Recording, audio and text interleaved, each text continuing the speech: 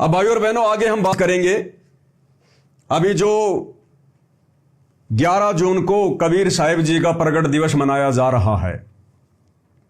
हालांकि हम सतगुरु रामपाल जी के भगत, क्योंकि सतगुरु रामपाल जी की संगत में वर्तमान में 2 पार्ट हो चुके हैं। उनके जेल जाने के बाद संगत 2 भागों में विभाजित हो चुकी है। संगत का एक जो तबका है वो आंखों पे काली पट्टी बांध के, अज्ञानता का काला चश्मा पहन के, महाभारत की गांधारी की तरह जानबूझ के आंखों पे काली पट्टी बांध के गुरुजी के परिवार के पीछे उनका अंध भगत होके चल रहा है और अपनी मर्यादाएं तुड़वा रहा है।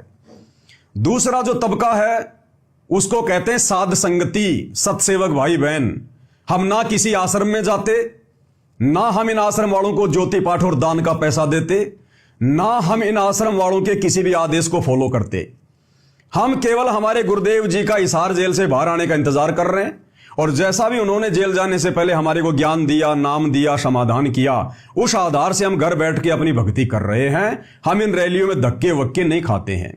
तो वर्तमान में सतगुरु रामपाल जी की संगत के 2 पार्ट बने हुए हैं।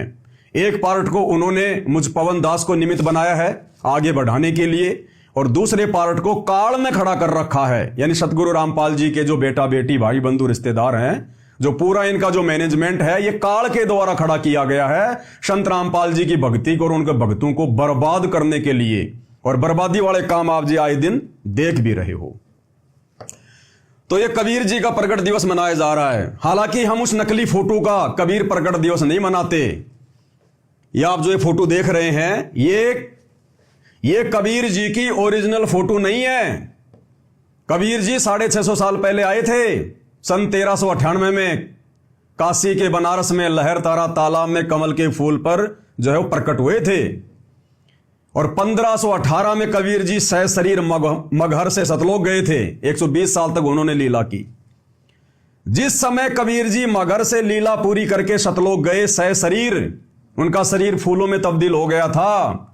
उस समय तक धरती पर ना तो कोई वीडियो बनाने का यंत्र था, ना कोई कैमरा था, ऐसा कोई भी सिस्टम नहीं था जो उनकी ओरिजिनल फोटो हो। आगे चल के लोगों ने हाथ से उनके चित्र बनाने शुरू कर दिए। धीरे धीरे थोड़ा विज्ञान ने अंगड़ाई ली तो लोगों ने जो है रंग रोगन भरना शुरू कर दिया, और आज ये इस प्रकार का एक चित्र बना दिया गया।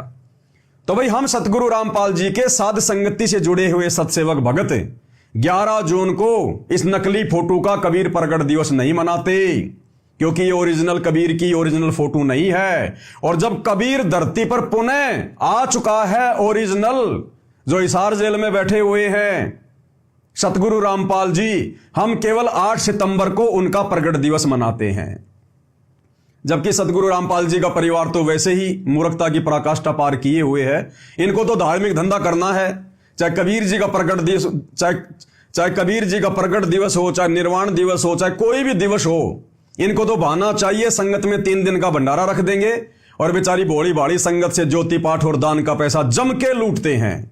एक पाठ 25,000 रुपए, एक ज्योति 2500 रुपए, और खुला दान अलग। इसलिए तो इन्होंने इन पत्थरों में पैसा बर्बाद कर दिया, जगह जगह आश्रम बना के। तो ये जो मेरा संदेशा है अब आगे, ये सतगुरु रामपाल जी के उन नादान भोले भाड़े भक्तों के लिए है जो इन सतलोक आश्रमों में जाकर अपनी मर्यादा तोड़वा रहे हैं, अपनी भक्ति का सत्यानाश कर रहे हैं। तो ये है 628वीं संत शिरोमणि कबीर साहिब जी की राज्य स्तरीय जयंती समारोह, दिनांक 11 जून 2025, स्थान अनाज मंडी सिरसा। मुख्य अतिथि के रूप में जा रहे हैं श्री नायब सिंह सैनी। जबकि आध्यात्मिक नियम अनुसार, विशेषकर कबीर जी के भक्ति मार्ग के अनुसार, कबीर जी के किसी भी प्रोग्राम में, किसी भी कार्यक्रम में, उनकी जयंती पर या उनके प्रगट दिवस पर किसी भी मंत्री को या अन्य किसी व्यक्ति को मुख्य अतिथि के रूप में बुलाना कबीर जी का घोर अपमान है, घोर अपमान है।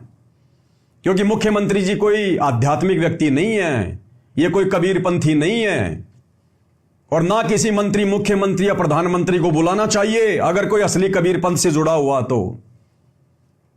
ये नियम है। लेकिन बिना ज्ञान के लोग मान बढ़ाई के भूखे अपना नाम ऊंचा करने के लिए नियम और मर्यादाओं को ताक में रख के इस प्रकार के अवसर की ताक में रहते हैं। तो मुख्यमंत्री जी हमारे रैली में जा रहे हैं। अब इस रैली का जो आयोजन जो कर रहा है वो है स्वामी सवदेश कबीर जी, मुख्य अखिल भारतीय DSC महासभा, लिखा हुआ यहां पर स्वामी सवदेश कबीर जी। अब ये स्वामी सवदेश कबीर जी पहुंच गए निमंत्रण देने के लिए सतलोक आश्रम धनाना में सतगुरु रामपाल जी के बेटे को, और आप सबके सामने कि वहां पर मुख्यमंत्री जी जा रहे हैं मनाने के लिए। अब यहां भी सतलोक आश्रम वालों के साथ में धोखा हो गया। मंत्री जी को थोड़ा विचार करना चाहिए था, थोड़ी हमदर्दी दिखानी चाहिए थी। अरे मंत्री जी, आपकी रोहतक की पैरावर रैली को स्वामी सवदेश कबीर जी ने सफल नहीं किया, इनके भक्तों ने सफल नहीं बनाया, आपने इनके आश्रमों में बसें नहीं भेजी। अरे सतगुरु रामपाल जी के अंध भक्तों ने आपकी रैली को इतना सफल बनाया, अपनी मर्यादाएं तक उन्होंने तोड़ दी।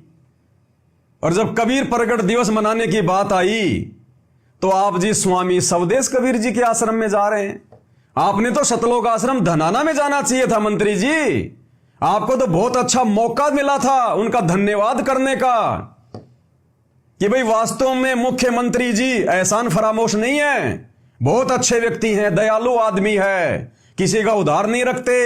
और देखो जिस प्रकार से सतगुरु रामपाल जी के अंध भक्तों ने मंत्री जी की रैली को सफल बनाया, अब मंत्री जी भी कबीर प्रगट दिवस के बहाने सतलोक आश्रम धनाना में जाके उनका धन्यवाद कर रहे हैं। मंत्री जी आपकी वाहवाही होती, भगत आपका धन्यवाद करते, भगत आपको आशीर्वाद देते, लंबी उम्र की आपकी कामना करते भगत।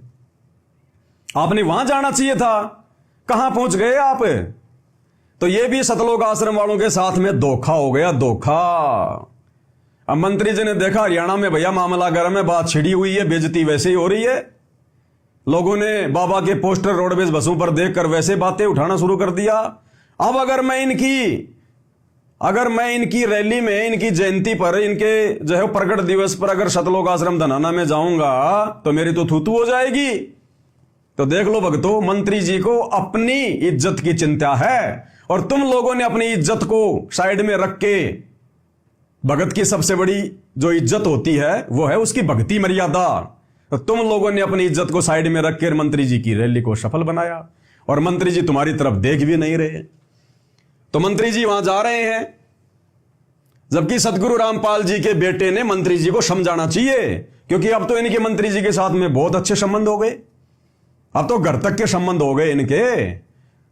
जब मुख्यमंत्री जी के मुख्यमंत्री डॉक्टर अरविंद जी के साथ में सतगुरु रामपाल जी के इतने बढ़िया संबंध हैं, सतगुरु रामपाल जी के दोनों बेटे मंत्री जी के साथ फोटो खिंचवा रहे हैं, मंत्री जी के एक इशारे पर कोई कहता है 500, कोई 700, कोई 1000, जाने वाले कह रहे हैं इतनी बसें मंत्री जी ने भेजी और भक्तों को बैठा के उनकी रैली को सफल बनाया। तो कम से कम इस सतलोक आश्रम धनाना में आना चाहिए था, धन्यवाद करना चाहिए था, सफल बनाना चाहिए था। लेकिन देखो ये भी धोखा हो गया, यहां पर ये भी धोखा हो गया। तो भाई और बहनों, यहां तो सतगुरु रामपाल जी के बड़े बेटे ने मंत्री जी को समझाना चाहिए कि मंत्री जी, इस धरती पर अगर कोई असली कबीर पंथ है तो केवल सतगुरु रामपाल जी का पंथ है, बाकी तो काल के 12 नकली कबीर पंथ हैं। आप कहां धक्के खाने जा रहे हो मंत्री जी? क्या मिलेगा आपको वहां पर? असली कबीर तो जेल में बैठा हुआ है। संतों के अपने खेल, अपनी लीला होती है, समय आने पर दुनिया को पता चलेगा। और असली कबीर पंथ तो सतगुरु रामपाल जी का पंथ है। मंत्री जी हमारे आश्रम में आओ आप। लेकिन भैया वही बात है, कहते हैं गरज हटी और गुजरी नटी, गरज हटी गुजरी नटी, स्वार सिद्ध होने के बाद में कोई किसी का कुछ नहीं, मतलब के बिना कोई नहीं प्यारा। अब ये जो स्वामी सवदेश कबीर जी हैं, ये पहुंच गए सतलोक आश्रम में। सतलोक आश्रम में इन्होंने देखा भाई बाबा रामपाल जी के भक्तों की भीड़ बहुत है, अगर थोड़े बहुत अगर इधर भी आ जाएंगे, क्योंकि यहां भी तो मंत्री जी आ रहे हैं ना सिरसा में, अब भीड़ इतनी हम जुटा नहीं पाएंगे। और इन्होंने देख लिया कि बाबा रामपाल के भगत तो भाई वास्तव में रैलियों को सफल बनाते हैं, तो क्यों ना मैं बाबा रामपाल जी के बेटे के वहां आश्रम में जाता हूं, सतलोक आश्रम धनाना में, उनसे बात करूंगा और बाबा रामपाल जी के बेटे से सांठगांठ करूंगा और सिरसा जब मंत्री जी जा रहे हैं तो वहां बाबा रामपाल जी के भगत भी बसों में बैठ के आ जाएं और यहां भी अच्छी खासी भीड़ हो जाए, मंत्री जी प्रसन्न हो जाएं। तो यह सोचकर स्वामी स्वदेश कबीर जी पहुंच गए कहां? सतलोक आश्रम धनाना में।